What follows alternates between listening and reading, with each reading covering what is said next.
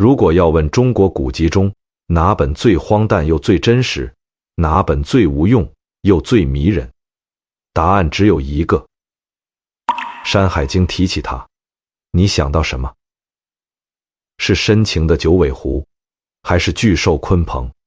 但回到原著会，发现完全不同。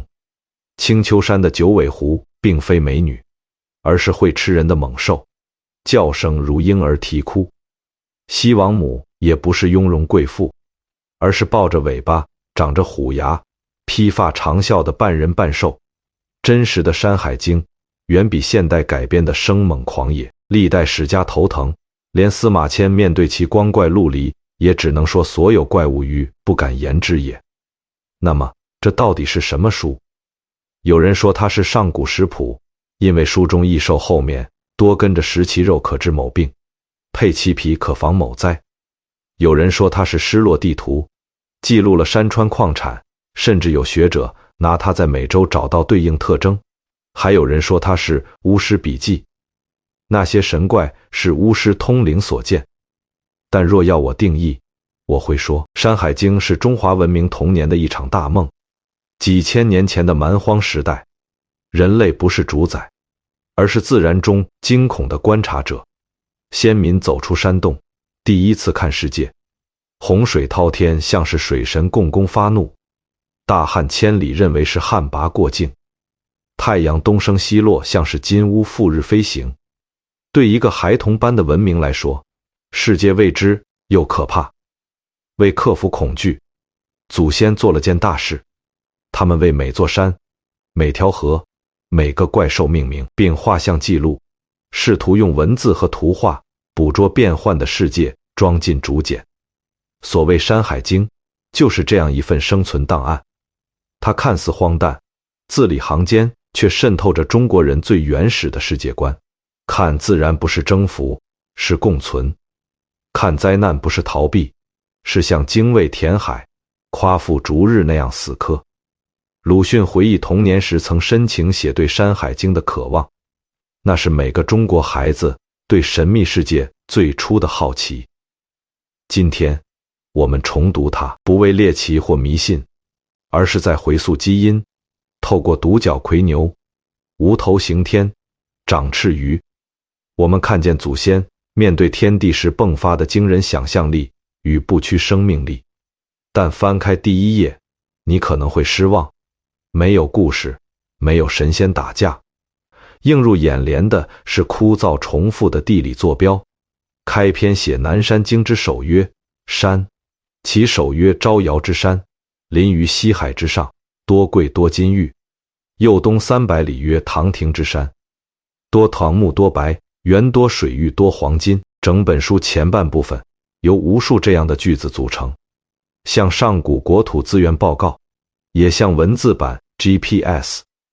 但这枯燥的流水账隐藏着最大的谜团，这究竟是什么世界地图？这一讲我们来拼凑这张失落的拼图。先弄清结构，它乱中有序，逻辑严密。全书约3万余字，分2大部分，山经和海经。我们可以把《山海经》的世界想象成一个巨大的同心圆，最核心的是中央之山，即中山经，地方相当于今河南、陕西、山西一带，是古人认为的中原文明中心。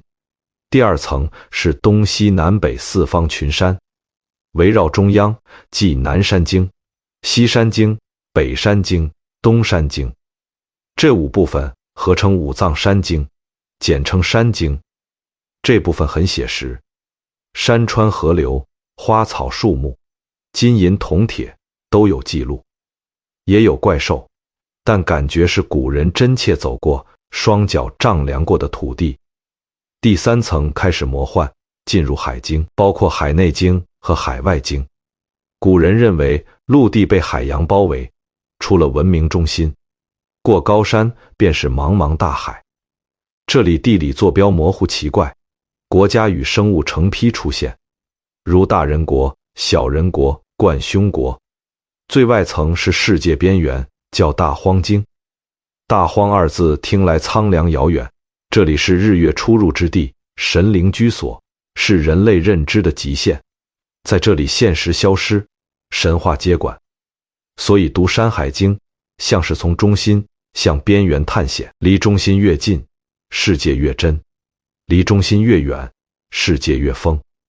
这反映了中国古人最原始的世界观，以我为中心，越远越野蛮，聚焦最真实的内核，即山经部分。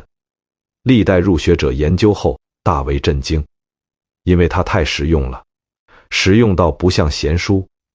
26条山脉，447座山，每座山作者都负责记3样东西：第一，里程，离上一座山多远；第二，物产，山上草，水中鱼，土里矿；第三，意象，有无吃人兽或预警怪鸟。请注意，书中对矿产的记录到了痴迷的程度。其阳多赤铜，其阴多铁，其阳多金，其阴多玉，哪里有铜、铁、玉石，写得清清楚楚。所以有硬核观点认为，《山海经》的雏形不是神话，而是资源勘探图或流浪生存手册。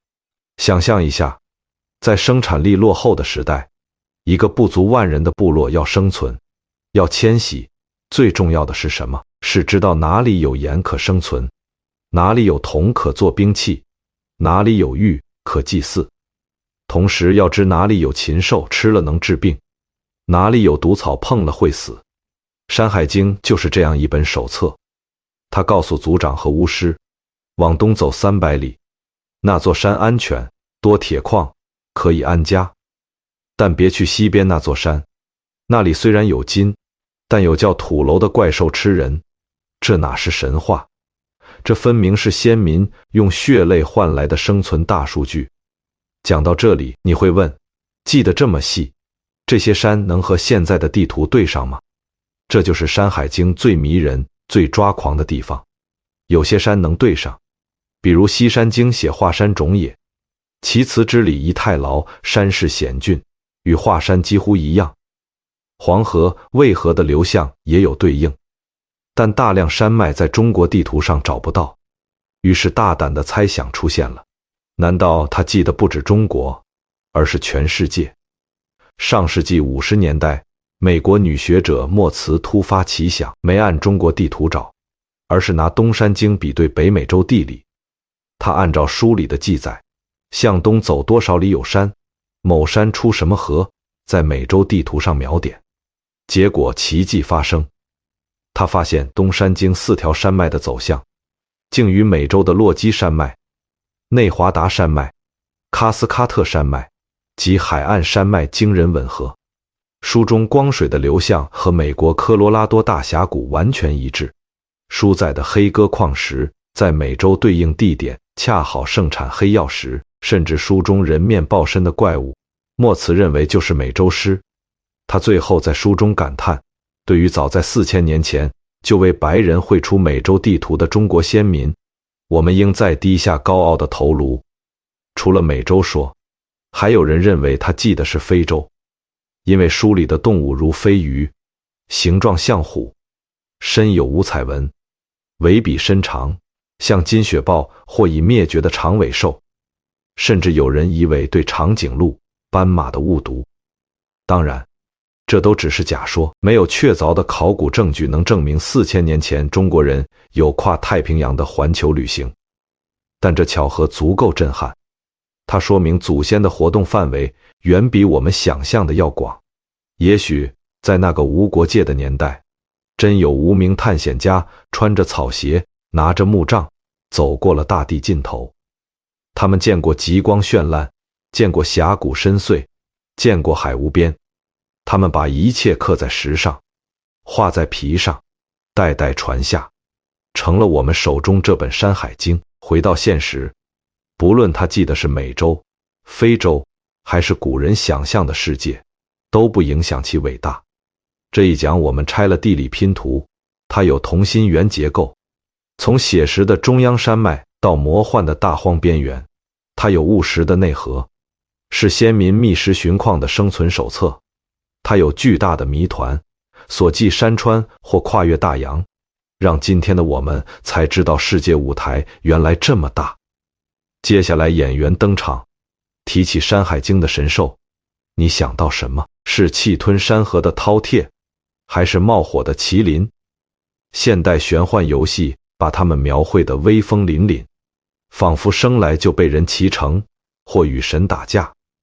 但关掉滤镜，回到原著，会发现一回事：在古人眼里，这些神兽只有2个用途，能不能吃，好不好用。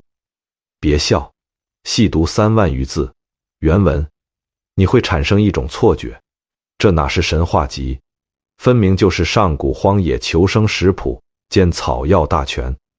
翻开《南山经》第1页，书里记载一种草，像韭菜开青花，作者记它不是因为美，而是因为食之不饥。又有一种树节骨花，发光如夜灯，作者记是因为配之不迷，带此花入深林不会迷路。这记录方式像今天的网络带货，但这只是植物，动物的功能更离奇。南山经有兽，形状像猴，长白耳，能像人一样行走，还会伏地爬行，像猩猩。但古人怎么处理？书中写食之善走，意思是吃它的肉能跑得飞快。北山经有河罗鱼，一手10身，声音如狗叫，这玩意儿吓人吧？但古人说食之以万，意思是吃它可以治疮毒。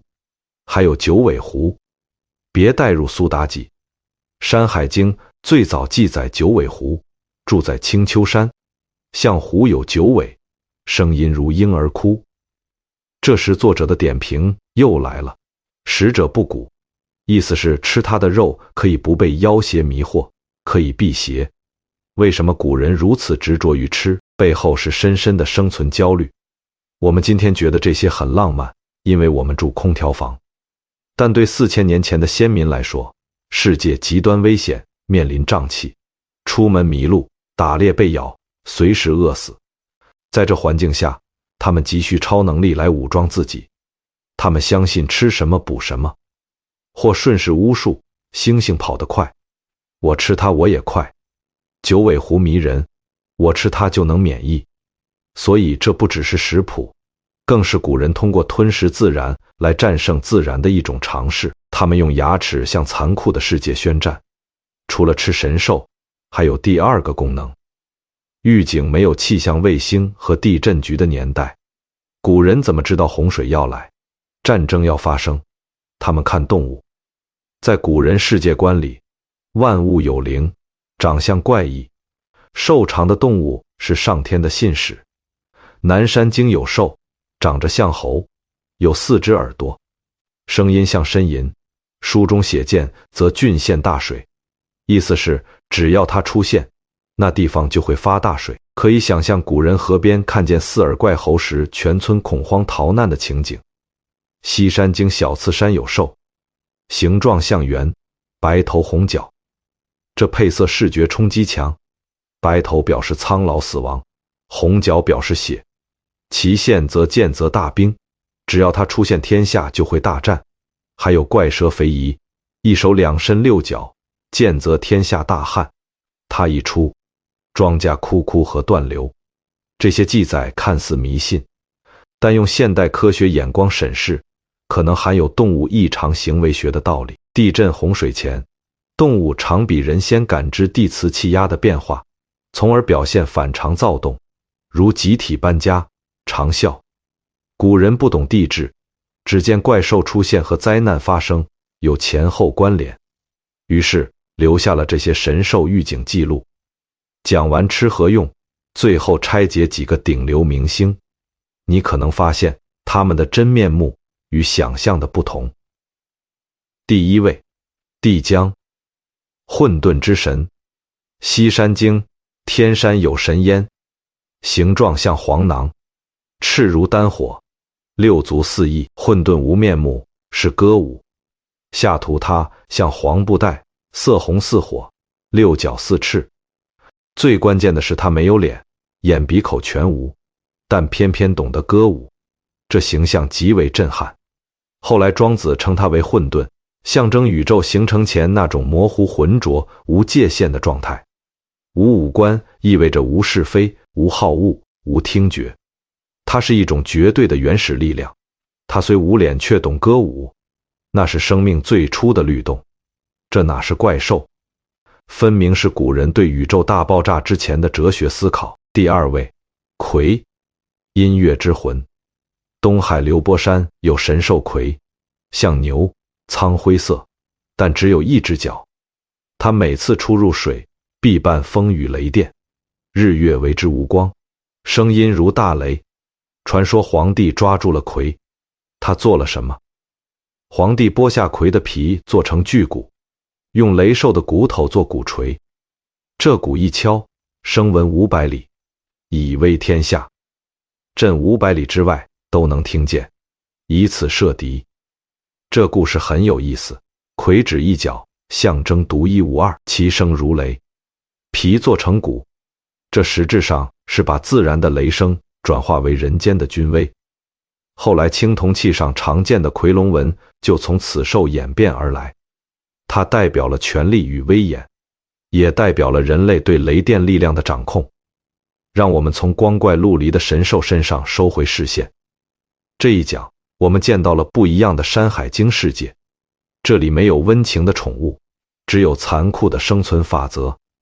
那些吃了能治病、跑得快的奇兽，是先民在饥饿和疾病下通过吞噬获得力量的渴望；那些预示洪灾、战争的神兽，是先民对不可测灾害的总结与恐惧。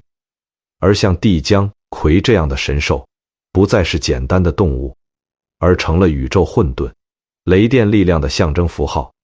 所以下次在游戏里见到神兽时，不妨想一想，4000年前祖先第一次在丛林深处见到它时，心里想的可能不是好酷，而是这东西能吃吗？它会吃我吗？吃了我，是不是就不怕这黑夜了？这就是《山海经》里的神兽，它们丑，它们凶，但它们充满了生命力。但只有兽的世界是不完整的。在那蛮荒的舞台上，终于要有人登场了，而且不是普通人，是一群敢与日赛跑、敢填海的悲剧英雄。在故事开始前，请回想一下熟悉的西方神话，比如古希腊，那里的神什么样？宙斯忙着恋爱、搞外遇，赫拉忙着极度报复，众神在奥林匹斯山上喝酒，为金苹果争风吃醋，甚至引发战争。希腊神像有超能力的巨婴，任性逍遥，带着人性的弱点。但翻开中国《山海经》，这里的神完全是另一种画风。中国的神似乎从没有逍遥过，他们总是很忙、很累、很苦，有的在治水，腿毛都磨光了；有的在补天，把自己炼化了；有的在逐日，最终渴死在路上；有的被砍了头，还要站起来继续打。如果说西方神话的主题是命运与欲望，那么中国神话的主题只有一个：抗争与牺牲。这是一种独特的悲剧英雄主义。今天我们解读《山海经》里最著名的3位悲剧英雄夸父、精卫、刑天，看看为什么直到几千年后，我们骨子里仍然流着他们的血。第一个登场的是夸父。很多人小时候读这个故事，觉得夸父很傻，太阳东升西落是自然规律，你追他干什么？这不是自不量力吗？但回到海外北京的原文，我们读出一种令人窒息的孤独感。夸父与日逐走，入日短短6个字，画面感极强。一个巨人在大地上狂奔，他的目标不是追日影，而是要入日。他要赶在日落之前，抓住最后一抹光。为什么？有人说这是一场部族大迁徙，那是冰河期的尾声，严寒逼人寻求热源，夸父为首领，带着族人向日落方向，通常是暖湿的西方或南方，狂奔。这是一场这颗星球上最早的求生马拉松。故事的高潮来了，可欲得饮，饮于何？为何？胃不足，北饮大泽。他跑得太快，体内水分被太阳蒸发。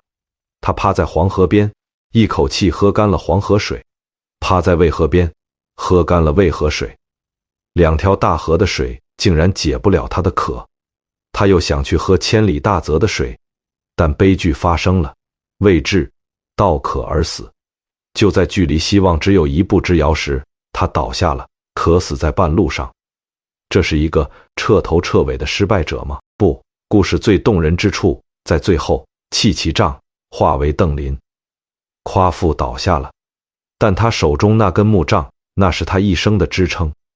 烛光的法器在他死后掉落荒凉之地，落地生根，瞬间长成一片繁茂的桃林。这桃林绵延千里，鲜花盛开，果实累累。为什么是桃林？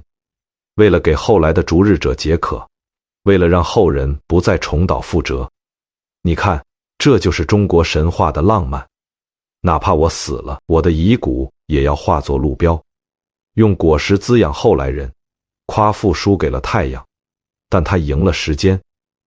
如果说夸父带有男性的阳刚悲壮，那精卫则带有女性的坚韧决绝。北山经发鸠山上有一种奇怪的鸟，形状像乌鸦，头有花纹，白嘴红脚。它整天发出精卫精卫的叫声，那是它在喊自己的名字。它本来不是鸟，它是炎帝的小女儿，名叫女娃。这是一个高贵的公主。一天，女娃去东海游玩，突然风大作浪，吞没了她小小的身躯，她溺水而死。按说故事到这里就是一场意外，一个悲剧。但中国神话的逻辑不是顺受，而是不服。女娃死后，魂魄不肯散去，化作一只鸟。她要做什么？她恨着那片海，恨着那个夺去她年轻生命的自然暴力。于是，她做出了一个令天地动容的决定：常衔西山之木石，以诞于东海。请想象这个画面，一边是无垠汹涌的东海，一边是微不足道的小鸟。它嘴里衔着一根小树枝或者一颗小石子，从西山上飞起来，飞到东海上面，扔下去，扑通一声，小石子瞬间被巨浪吞没，连水花都没有。海浪嘲笑他：你哪怕干100万年，也休想填平我。但精卫不理睬，他只飞回去，再衔，再飞，再扔下，日复一日，年复一年。这就是知其不可而为之。精卫填海，填的不只是物理意义上的海，他想填平的是人对灾难的无力感。这种精神深深烙印在中国人的文化基因里。哪怕面对再大的难，哪怕像愚公移山那样，哪怕像抗战14年那样，只要还没死，就要衔石填海，就要挖山不止。这种死磕比胜利本身更震撼。最后讲一讲真正的战神。刑天海外西经记载了一场惊天地泣鬼神的战斗。刑天是炎帝的臣子，当炎帝被黄帝击败后，刑天不服，他拿着斧头和盾牌独自上天庭，在齐公之国附近的长阳山挑战当时已无敌的黄帝。战斗极为惨烈，最终黄帝技高一筹，挥剑斩下刑天的头颅，那头滚落到长阳山脚下。黄帝怕他复活，甚至劈开长阳山，把头埋进山底。战斗结束了吗？在任何其他神话里，头被砍了，战斗就该结束了。但在《山海经》里，最恐怖也最壮烈的一幕发生了。刑天以乳为目，以其为口，没有头的刑天并没有倒下，他摸索着站起来。既然没有了头，他便把乳头当作眼睛，死死瞪着天，把肚脐当作嘴巴，发出愤怒的咆哮。他双手仍紧握斧和盾，对着虚空，对着看不见的敌人，继续挥舞，继续战斗。这一幕让后来的诗人陶渊明读得热泪盈眶，写下了千古绝唱《刑天五干七，猛志故常在。刑天在跟谁打？他头都没有了，也看不见敌人了。其实他在跟失败打，跟命运打。即使我已注定失败，即使肉体已经残缺，但我胸中的那团猛志永远存在。只要我还在挥舞武器，就没有人能说我输了。这就是中国最早的亮剑精神。它告诉我们，肉体的死亡不是终点，意志的屈服才是真正的死亡。读完这3个故事，再回头看《山海经》，你会懂得为什么这本书是中国人童年的梦。这个梦里不仅有吃人的怪兽，更有顶天立地的英雄。夸父告诉我们，哪怕倒在追光的路上，也要化作桃林来庇护后人，这是牺牲。精卫告诉我们，哪怕力量微如尘，也要赶向海洋宣战，这是坚韧。刑天告诉我们，哪怕头颅被砍，也要站起来继续挥舞干气，这是不屈。西方神话里的英雄常常依靠神力，或是神反的子孙，而中国神话的英雄靠的是骨气。这股骨气穿越4000年时光，留存在每一个中国人身上。无论大禹治水3过家门而不入，还是岳飞精忠报国，甚至现代的航天人可上9天揽月，其精神内核都源于这本朴朴素的《山海经》。然而，听完英雄的悲歌，我们不禁要问，这些惊天动地的神话到底是谁写下的？那个写下刑天五干七的人怀着怎样的心情？书里提到的昆仑山、天梯真的存在吗？翻遍全书，找不到作者的名字。它像一个巨大的身世之谜。在古代，一本书太牛，大家就把作者安在圣人头上，所以最早的传说认为作者是大禹。没错，就是那个治水的大禹。逻辑很顺，大禹为了治水，走遍了天下的名山大川，只有他才能记录下这么多奇怪的怪兽和风物。相传大禹治水成功后，铸造了9只巨大的青铜鼎，把路上见到的怪物都刻在上面，让百姓识别避祸。后来9鼎失踪，但上面的图案被记下来，就变成了《山海经》。这个说法很浪漫，但在现代学者看来，这只是传说。经过无数专家考证，我们今天终于揭开了这个千古谜底。《山海经》不是一个人写的，甚至不是一个时代写的，它是一部曾垒造成的书，就像维基百科，经过战国、秦、汉几朝，无数人不断添加、修改、整理，最后才成为我们现在看到的模样。但最早写下这些文字的那批核心作者，到底是什么职业？答案可能让你大吃一惊，他们既不是地理学家，也不是小说家，而是一群巫师。请注意，上古的巫不是后来装神弄鬼的骗子，在那个时代，巫是部落里最高的知识分子，他们是医者，是史官，是通灵者，也是唯一识字的人。鲁迅先生曾一针见血地指出，《山海经》盖古之巫书也。有什么证据吗？太多。前面提到的怪兽，很多造型是操蛇，手里抓着蛇，耳朵上挂着蛇，脚下踩着蛇。比如大荒北经里的干的两青蛇、剑两青蛇，为什么总是蛇？在人类学里，蛇是通灵的象征，是连接地下世界和人间的中介。上古岩画和出土文物中，手抓蛇正是大巫做法时的标准造型。所以一个大胆的推测浮出水面，《山海经》里那些神人怪兽可能并不是生物学意义上的动物，而是巫师在通灵仪式时戴的面具，或者他们穿的法衣。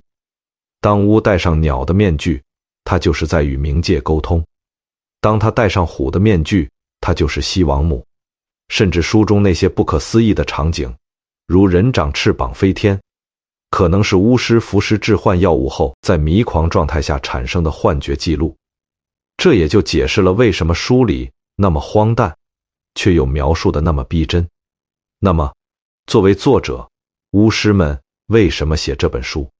这就触及到《山海经》隐藏的终极秘密——昆仑山与天梯。在《山海经》里，有一座山比喜马拉雅还重要，地位极高，那就是昆仑虚。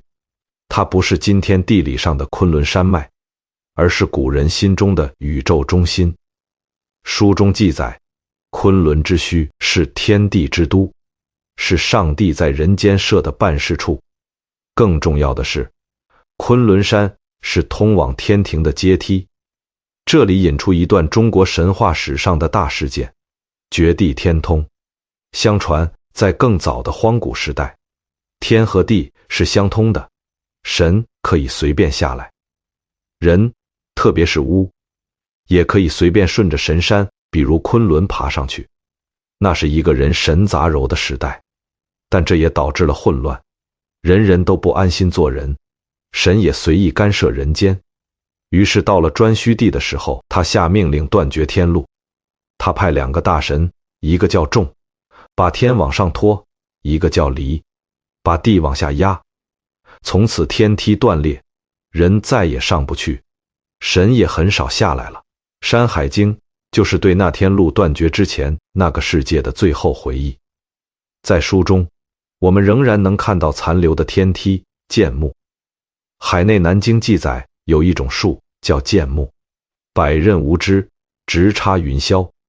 那是众神上下天庭的电梯，登宝山。巫师们通过这里上下往来，所以这不仅仅是一本地理书，这是一本诗乐园。它记录了人类童年时那个还能和神灵直接对话，还能自由穿梭天地之间的黄金时代。先民们记下这些，是对逝去时代无限的眷恋。讲到这里，不禁感叹这本书的命运。